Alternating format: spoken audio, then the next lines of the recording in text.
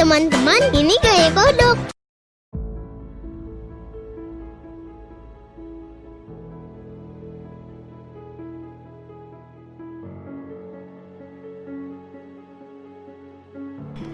Assalamualaikum warahmatullahi wabarakatuh.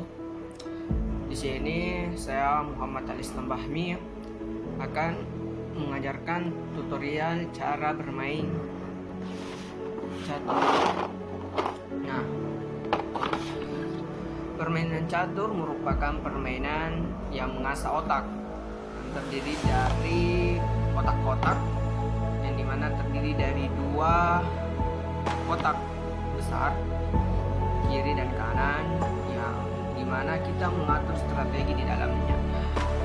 Di sini terdapat di papan ini terdapat 64 kotak.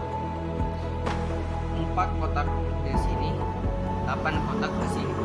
Begitupun sebaliknya.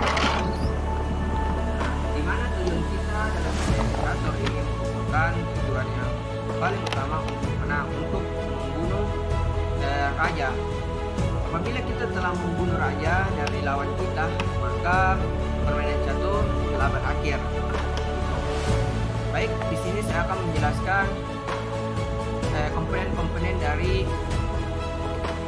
alat permainan catur. Yang pertama itu ada pion. Pion gunanya adalah berada di depan sini dan gunanya untuk melindungi para jajaran yang ada di sini nantinya. Gerakan pion ini yaitu lurus, tetapi pada saat dia ingin membunuh lawan, dia bergerak miring seperti itu, baik kiri maupun kanan. Selanjutnya ada ini benteng, kita bisa sebut dengan benteng. Alat ini atau komponen ini berada di bagian ujung papan, berada di kotak paling ujung, baik di sini maupun di sini tadinya. Oke, gerakan benteng ini dia lurus ke depan, ini lurus ke depan dan lurus ke depan seperti itu. Dia tidak tergerak batas langkahnya. Dia tidak bergerak batas langkahnya, kita sepuasnya ingin bergerakannya, baik itu ke depan 10 langkah ke depan atau ke 5 langkah ke depan, itu bisa. Beda halnya tadi sama dengan pion. Pion itu hanya satu kali melangkah ke depan. Tetapi kalau misalnya dia berada di kotak ini, di kotak di daerahnya dia bisa bergerak 2 kali. Seperti ini. Cara makan dari benteng ini, dia makan sesuai dengan gerakannya, kiri ke kanan, seperti lurus, samping dan lurus, seperti itu. Benteng ini tidak bisa bergerak miring. Selanjutnya ada ini, kuda. Kuda biasanya berada di sebelah benteng. Jadi dia sebelum ujung dari benteng ini, dia berada di sini maupun berada di sini.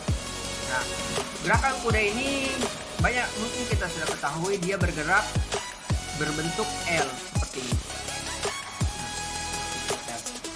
Jadi dia tidak bisa bergerak lurus dan bergerak lainnya, dia cuma bisa bergerak berbentuk L. Nah, cara makannya pun hampir sama, yaitu berbentuk L. Seperti ini. Mungkin itu.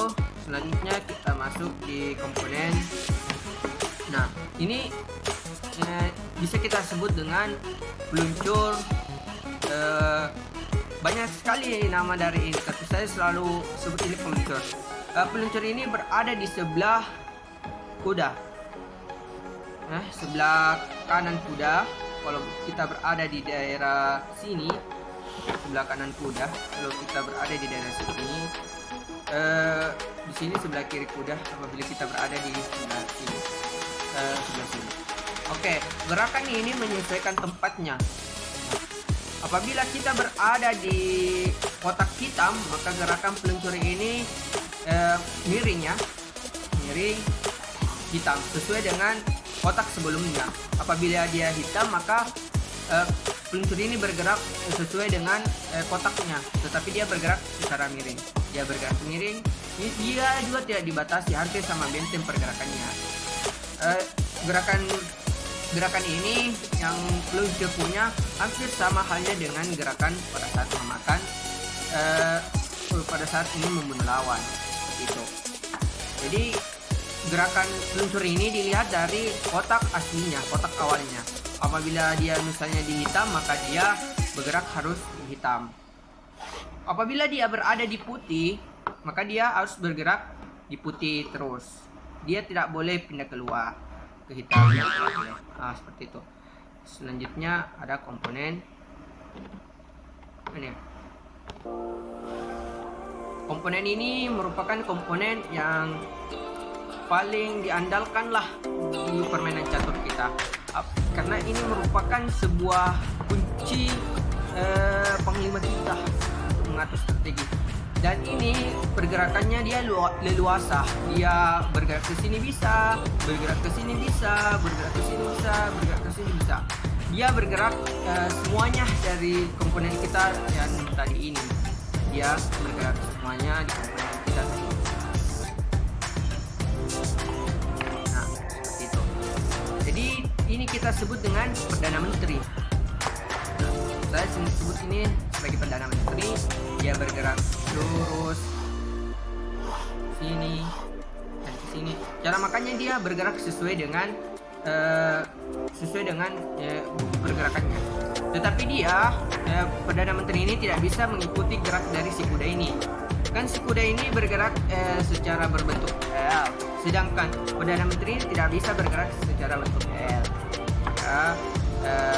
Kuda ini sebenarnya komponen yang paling spesial karena gerakannya yang berbeda sendiri.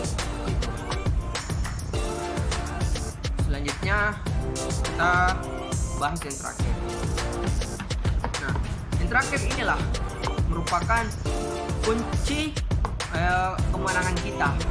Apabila raja ini sudah dibunuh, ini raja ya, biasanya raja atau ya raja.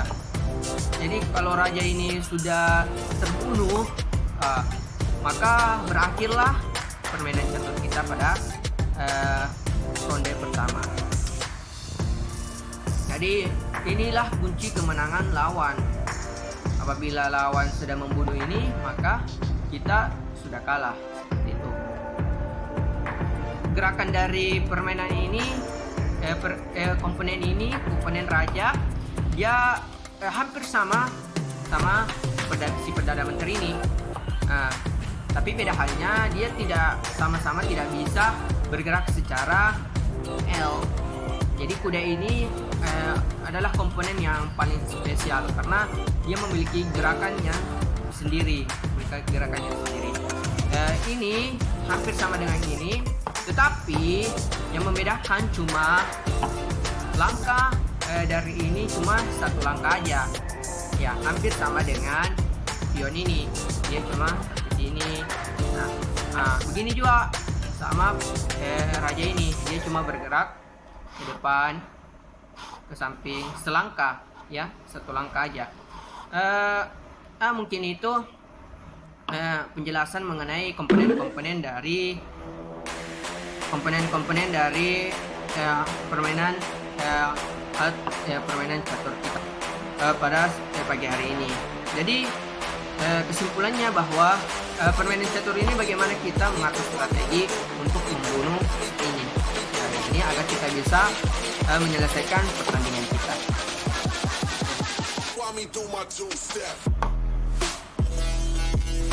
Jadi seperti inilah susunan formasi dari permainan catur seperti ini. Kita lihat gerakannya dia ini lurus, cara makannya seperti ini. Nah, sedangkan ini gerakannya dia leluasa, baik itu lurus maupun ini.